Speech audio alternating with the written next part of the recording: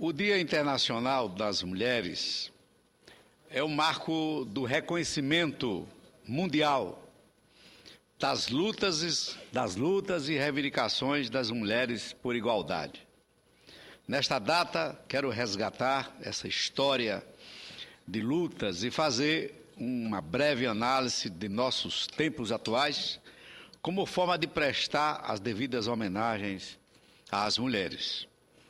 O 8 de março foi adotado pela ONU em 1977 e em muitos países a data é considerada um feriado nacional.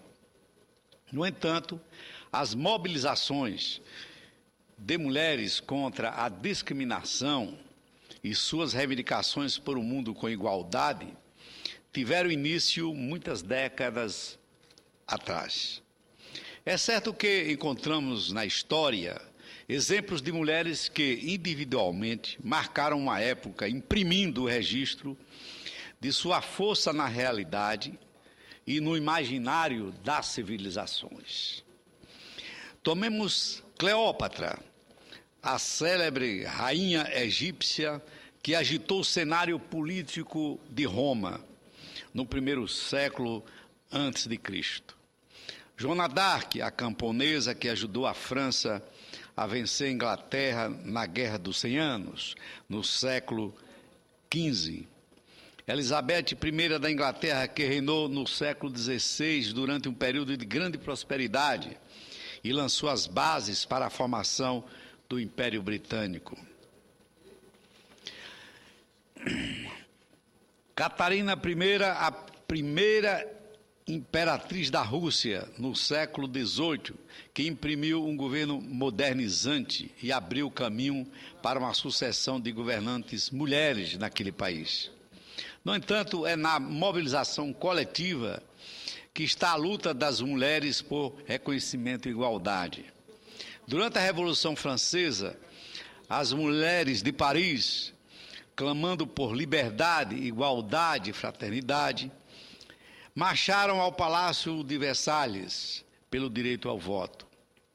Em 1910, a Segunda Internacional, organização que reuniu partidos socialistas e trabalhistas de todo o mundo, estabeleceu o Dia da Mulher para homenagear os movimentos pelos direitos das mulheres, sem, no entanto, fixar uma data específica. Em 1917, na Rússia, quando 2 milhões de soldados haviam morrido na guerra, as mulheres daquele país convocaram uma greve para demandar alimento e paz. Os líderes políticos resistiram à greve, mas as mulheres persistiram. 4 dias depois, o CISA foi forçado a deixar o poder e um governo provisório assegurou às mulheres o direito ao voto. Esse dia histórico recaiu no 8 de março do calendário gregoriano. Desde então, o Dia Internacional da Mulher assumiu uma dimensão global para as mulheres de todo o mundo. O crescente movimento internacional de mulheres, fortalecido por 4 conferências internacionais das Nações Unidas, tem ajudado a fazer dessa data comemorativa um momento de agregar forças e coordenações para a luta por maior participação nos processos econômicos e políticos. De forma renovada, a cada ano, o Dia Internacional da Mulher é uma data para refletir sobre os progressos alcançados, demandar mudanças e celebrar os atos de coragem e determinação de mulheres que desempenharam um papel extraordinário na história dos direitos das mulheres. No Senado Federal temos o diploma Mulher Cidadã, Berta Lutz, que ao mesmo tempo em que reconhece a trajetória dessa cidadã extraordinária, figura pioneira do feminismo no Brasil no início do século XX, presta uma grande homenagem às mulheres que fazem a diferença na história do nosso país. Este ano, em sua 11ª edição, o prêmio será entregue em sessão do Congresso Nacional no dia 13 de março, para a qual está confirmada a presença da presidenta Dilma Rousseff. A presidenta será agraciada com o prêmio juntamente com outras 4 mulheres: Maria do Carmo Ribeiro, ex-mulher do dirigente comunista Luiz Carlos Prestes, a ex-senadora e primeira senadora do Brasil, Eunice Mafalda Michiles, e a representante da Comissão Pastoral da Terra, Rosali Scalabrin, e a professora associada do Departamento de Ciências Políticas da Universidade Federal da Bahia, Ana Alice Alcântara da Costa, do Programa de Pós-Graduação em Estudos Interdisciplinares sobre Mulheres. Quero destacar, senhor presidente, que uma das grandes conquistas da mulher na política do nosso país faz 80 anos, o direito de votar. A data é importante, principalmente por ser um ano eleitoral, em que teremos muitas mulheres candidatas no nosso Brasil e que tenho certeza que muitas serão eleitas. O voto feminino é resultado de um longo processo de luta pela participação das mulheres na política. O primeiro país a garantir o direito de voto às mulheres foi a Nova Zelândia, no ano de 1893. No Brasil, as mulheres passaram a ter direito ao voto nas eleições nacionais a partir de 24 de fevereiro de 1932, durante a era Vargas, o resultado de movimentos que já ocorriam desde o século XIX. No início do século XX, diversas organizações femininas surgiram no Brasil. Uma delas foi o Partido Republicano Feminino, fundado em 1910 pela professora Deolinda Daltro, do Rio de Janeiro. Alguns estados brasileiros tomaram a frente do processo. Em 1927, o Rio Grande do Norte alistou sua primeira eleitora e em 1929 foi eleita a primeira prefeita no estado do Rio Grande do Norte. Em 1932, o Código Eleitoral Provisório finalmente definiu como eleitor o cidadão maior de 21 anos, sem distinção de sexo. A Constituição de 1934 confirmou o direito ao voto feminino, que só ficou definitivamente livre de qualquer restrição em 1965. Até então, a presença de normas infraconstitucionais restringiu o voto às mulheres que exercessem profissão remunerada. Por fim, a Constituição de 1988 assegurou o voto universal como valor igual para todos. Sem dúvida nenhuma, o voto abriu as portas para outras conquistas políticas nesses 80 anos. E os avanços têm sido lentos, mas são avanços consideráveis. A eleição de uma mulher para a presidência da República representa muito bem essa conquista. Temos que reconhecer que sua participação na vida política ainda é muito pequena. As mulheres, que em nosso país são mais de 51% do eleitorado. Há 4 milhões de mulheres eleitoras, mais que os homens. Porém, mesmo assim, só possuem 6% da representação no Legislativo. Os outros 49% da população, os homens, detêm 94% da representação. Permito-me destacar que a participação das mulheres, o que eu quis dizer é o seguinte, que existem 4 milhões de eleitoras mais do que homens, ou seja, numericamente as mulheres superam em número de eleitores a quantidade de homens. No entretanto, a sua representação é apenas de 6%. Permito-me destacar a participação das mulheres nas instituições públicas e na vida política do meu estado de Sergipe, onde os principais cargos de chefia do Judiciário do Estado já foram ocupados por mulheres.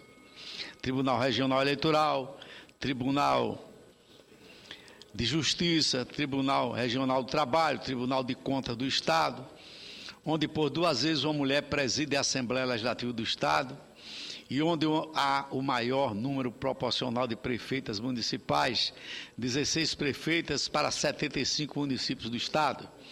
E foi também por influência de minha mãe, Dona Caçula Valadares, que foi prefeita de Simão Dias, quer dizer, a única mulher que chegou a esse posto na cidade de Simão Dias, foi através dela, com a sua força, a sua coragem, o seu incentivo, que ingressei na política. A mulher deve conquistar e ocupar seu lugar. E faço, em nome de Dona Caçula Valadares, uma homenagem a todas as mulheres do Brasil. Senhor presidente, alguns dados que Vossa Excelência me permitir.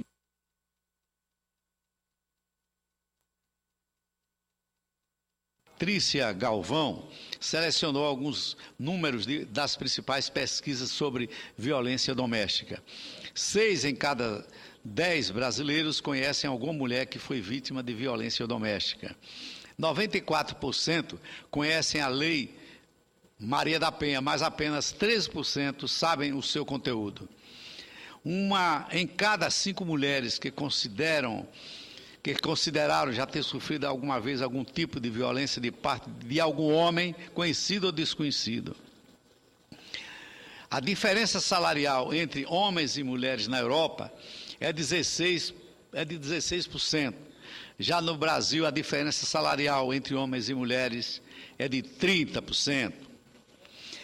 No entanto, senhor presidente, gostaria de registrar que o presidente Lula, reconhecendo o valor da mulher,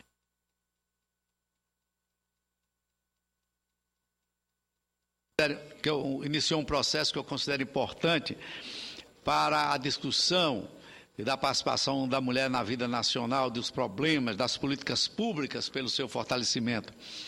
Ele incentivou a realização de conferências nacionais de políticas para as mulheres. A primeira foi em 2004, a segunda em 2007 e a terceira no governo da presidenta Dilma em 2011. Já estou concluindo, senhor presidente, mas antes de concluir, quero registrar também meu trabalho legislativo em prol da causa da valorização da mulher. O PLS número 165/2000, por exemplo, da minha autoria, trata da proteção feminina no mercado de trabalho. Esse projeto institui a licença parental para que os períodos de afastamento para o cuidado com a prole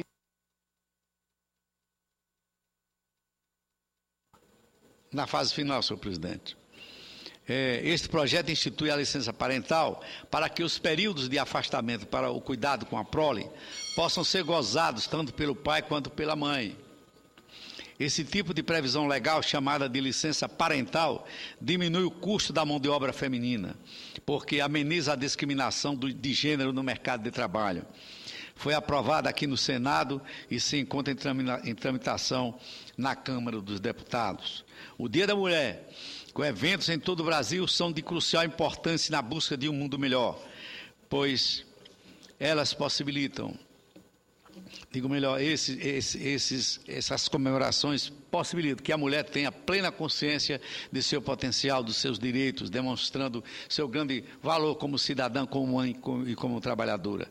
Nessa comemoração, o Dia Internacional da Mulher, trago esse debate para mulheres e homens que lutam pelo fim da exploração e da discriminação, do preconceito, para todos e todas que buscam igualdade no seu